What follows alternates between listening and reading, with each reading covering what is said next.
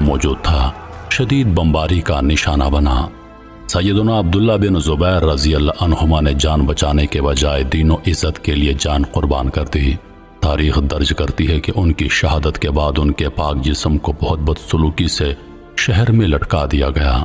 اس وقت ان کی والدہ سیدہ اسماء بنت ابی بکر رضی اللہ عنہما، جن کی عمر اس وقت بہت زیادہ ہو چکی تھی، انہوں نے بے پرواہ ہو کر حجاج کو سخت کلمات کہے۔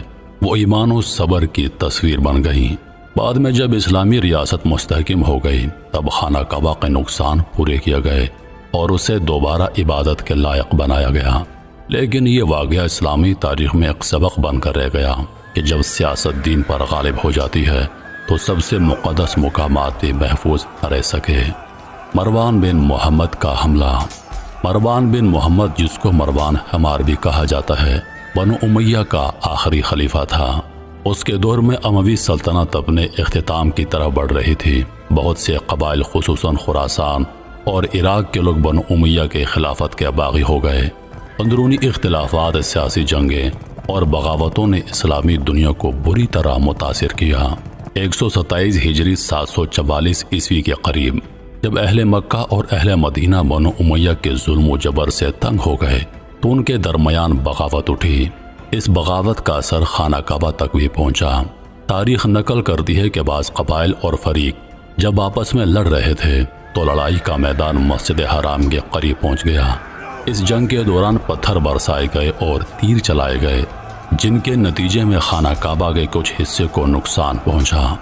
مروان بن محمد اس وقت شام میں باغیوں کا مقابلہ کر رہا تھا اور مکہ کے اندر اس جنگ کو روک سکنے میں ناکام رہا۔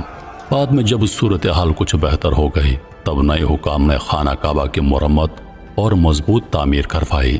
سنگ مرمر اور مضبوط پتھروں کا استعمال کیا گیا اور حفاظت کے لیے اقدامات اٹھائے گئے تاکہ آئندہ ایسے سیاسی جھگڑوں سے خانہ کعبہ کو بچایا جا سکے۔ قرامطہ خوارج کا حملہ۔ سن 329 ہجری بمطابق 930 عیسوی میں اسلامی دنیا ایک بہت بڑے صدمے سے دوچار ہوئی۔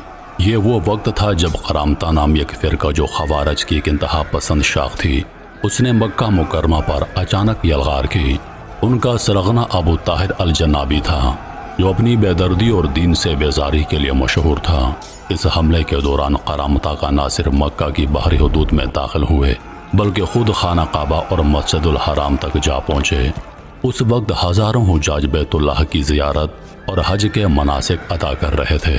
قرامطہ نے نہایت بے رحمی اور بربریت کا مظاہرہ کرتے ہوئے حجاج کرام کو نہ صرف شہید کیا بلکہ ان کی